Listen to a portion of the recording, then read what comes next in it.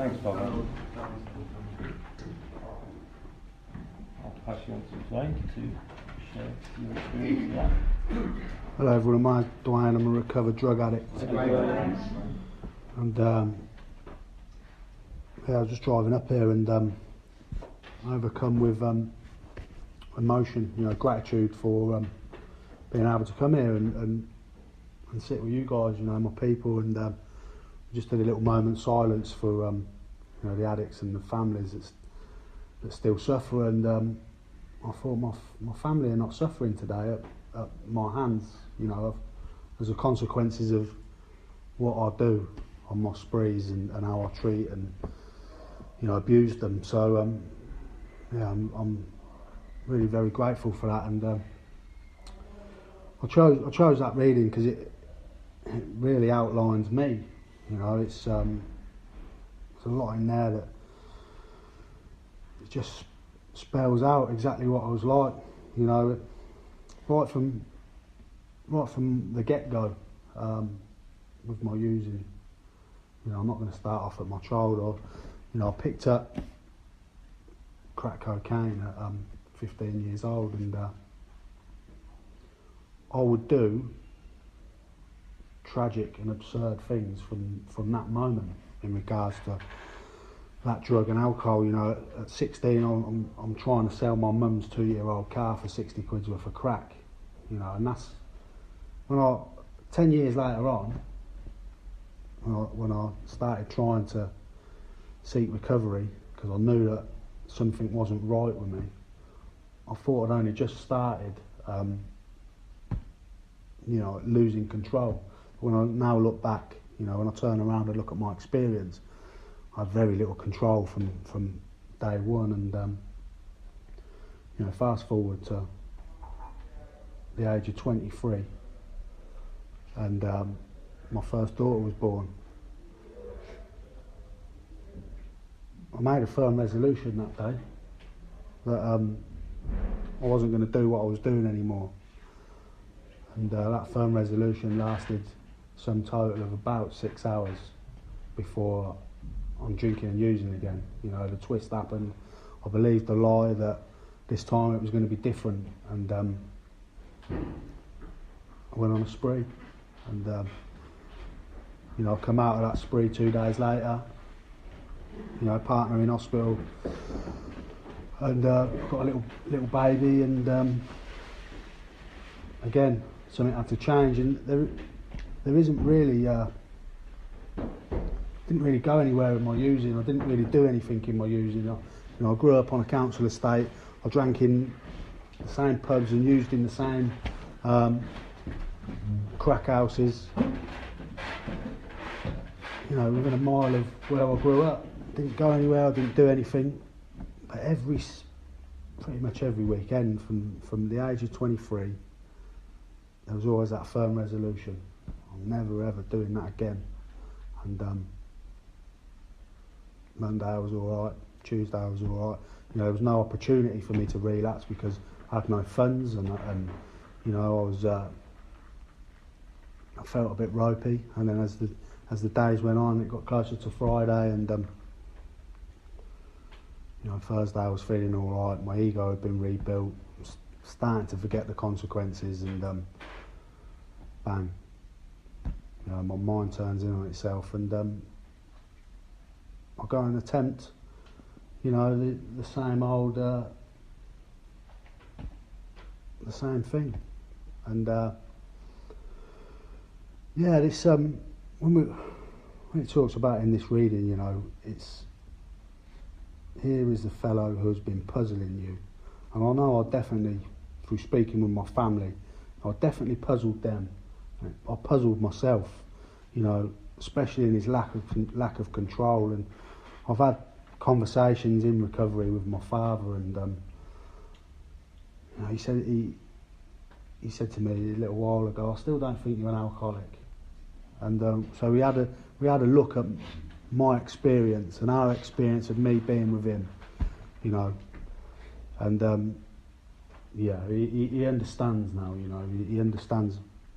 I have absolutely no any control over the amount I take. You know, I'm the guy who at 2 o'clock in the afternoon I'm asleep in the corner, you know, and he does absurd, incredible, tragic things while drinking. He's a real Dr. Jekyll and Mr. Hyde, and you know, today I like to think to myself, I'm quite a calm, considered kind of guy, and I've always been that way, but you know, give me a drink or I need to go and use, I'm incredibly dishonest and selfish. You know, he carries on, you know, he may be one of the finest fellows in the world. I like to think myself as that. Yeah, let him drink for a day, becomes disgustingly and even dangerously antisocial, and you know, again, it's me all over. He has a positive genius for getting tight at exactly the wrong moment, and when I read that, that takes me to my wedding night. You know, it just fits perfectly to, you know, my wedding night in 2015. You know, 2 years before, I met a girl and thought, this is it. You know, this will sort me out, and I was already in the rooms of Cocaine Anonymous by this time on my wedding night in 2015, and I was already seeking recovery, and it was the end, like it talks about it more about alcoholism, it was the end of a perfect day. You know, I just got married to this woman and life was great, and I had an attack of alcoholism, to which I had no defence for, because I wasn't, you know, engaging in anything. I wasn't connected to my God, and I had an attack of alcoholism, and I took the post box with all the cards in, and I went to the honeymoon suite on the, you know, using the lie that I'm going to go and hide that and put that away, and I start opening these cards and taking the money out. You know, I'm gone. In my head, I'm sitting in the crack house already, and so yeah, I empty these cards, and my new wife walks in a wedding dress, and she knows what's going on, because I've done it to her many times before in the 2 years that we've been together, 2.5 years we've been together, and you know, many times I've twisted while in the house and my children have been in bed, and she's gone in the toilet and I've gone out the door, got in our car and I'm gone. You know, don't see me for 2 days, and this day was just the same, and she looked at me square in the face and said, not today. And yeah, she fell on the floor crying, and I stepped over that woman, and I got in my car, and I went and sat in a crack house in my wedding suit for 7 hours, and that's what I do, you know. I have absolutely no effective mental defence against drinking and using, you know, and needless to say, that marriage lasted for 5 months, and but that wasn't enough, you know, knowing that I did that to that woman, you know, knowing that I'd lost that woman, and I kept letting my kids down, and I couldn't really hold down a job, and my whole life was this one continuous lie. You know, it took me another year after that, but in that year, that was when, talks about it in here, in Bill's story, you know, my mental and physical health dropped off like a ski jump, and you know, those people that I could always manipulate and be dishonest to, and they started pulling away, and my kids were no longer allowed contact with me, and I couldn't, that last job went, and the woman I was trying to manipulate, she was like, you're a fucking weirdo, there's something wrong with you, and I was alone. Even the people that I smoked crack with wouldn't smoke crack with me, because I had no job at that time, you know, and I was terrible at shoplifting, you know, and I was just alone, and you know, I was alone in this flat that I'd managed to rent off someone, and I weighed 9 stone.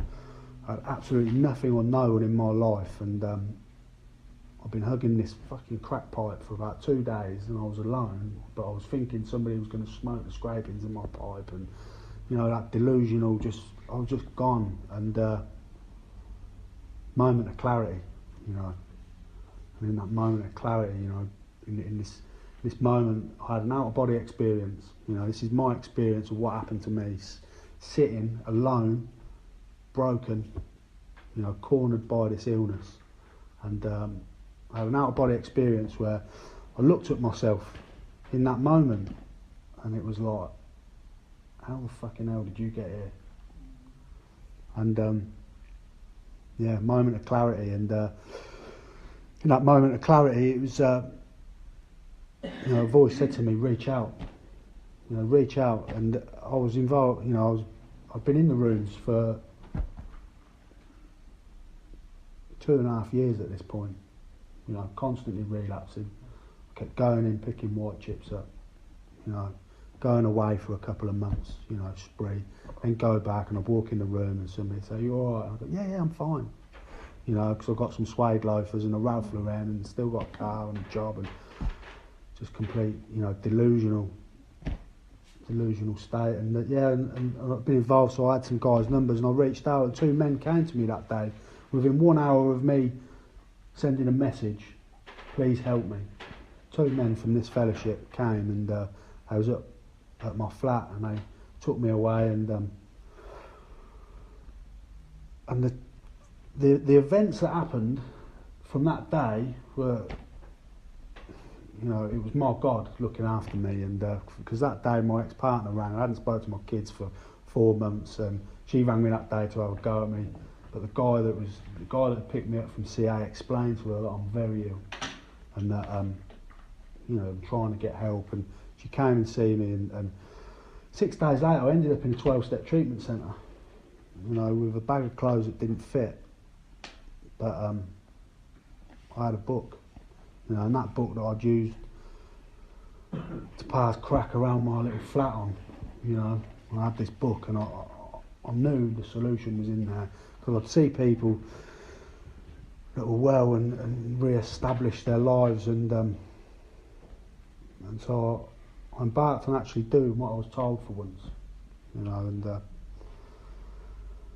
through being in that treatment centre and doing as I was told, and embarking on the steps, and as I get told very regularly, all the steps do is take you from a position of selfish to selfless, and I went from a place of being really selfish, having that experience in my flat, ending up in a treatment centre, taking steps 1 to 12 in 6 months. I did the steps out of the book in the last month of me being in treatment, and it was really drilled into me, and from day one of entering the rooms, it was really drilled into me in that final month, that I must go out and work with others, that is all that there is. There is nothing else. And so I went through treatment. My children was coming in. I was building up a relationship with them, which was beautiful. And I got out, and I just really attacked sponsorship to the best of my ability. And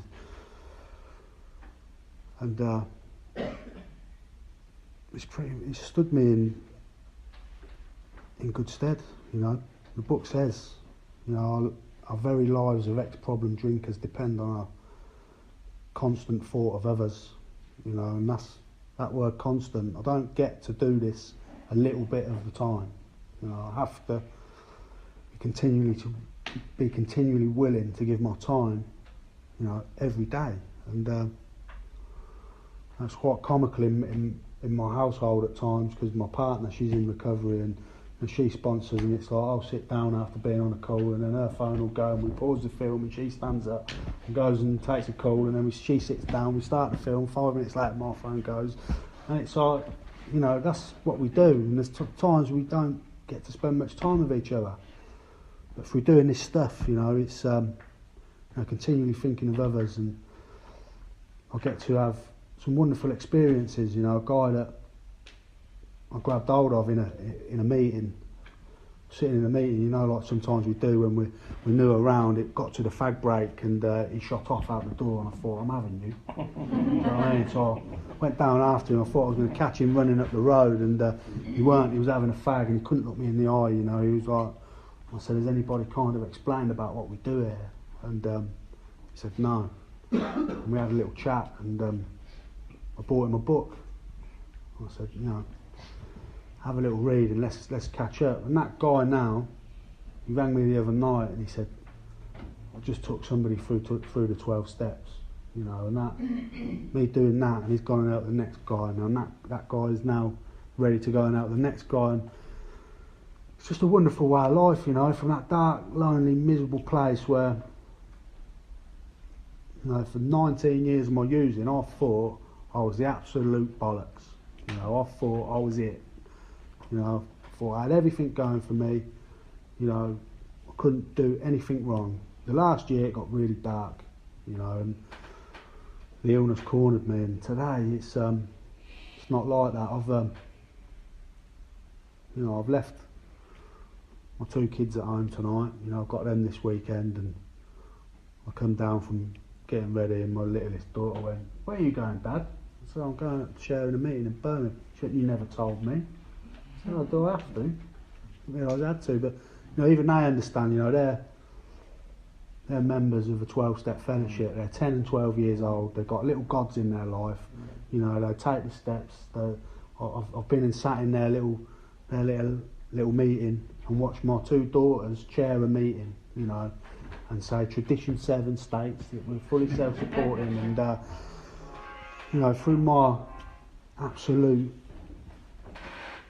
lack of defence and what I did to myself and my family, wow, you know, I couldn't have imagined this, you know, that I'd be where I'm sitting today, you know, just over 2 years down the line. I'm just going to end on something, you know, talk about it as being, you know, how I affected my whole family with this illness. And I rang my mum today, and I didn't want anything from her. You know, I didn't want anything from my mum other than just to say hello. You know, say, "How you doing, Mum?" And I rang. She didn't answer. Well, my mum never answers her phone, so that's no biggie. But I'm driving with my kids and taking them to a little park, and my phone rings, and it's my mum, and I can't pick it up because I'm driving. Because today I try and do things, you know, a little bit sensibly, and my phone rings off. Straight away it rings again. It's my mum again. Now I know my mum's worried because I didn't pick up the phone the first time, you know, so I have to pull over and answer that phone. She says, "Oh, is everything all right?" I said, yeah, Mum, everything's fine. I just wanted to see how you're doing. And so we start having a chat, and she says to me, "Duane, I do not go to bed worrying about you no more." And that, fucking wow, you know, that is, it's a wonderful position to be in. So, you know, if you're new to the meetings, you know, new to Cocaine Anonymous, new to recovery, you know, all there is take the 12 steps, get into position to help others, man. Go out and help others like your life depends on it, because it really, truly does. You know, selfish to selfless, as my sponsor says. And yeah, I'll leave it there. God bless you all. Thank you very much.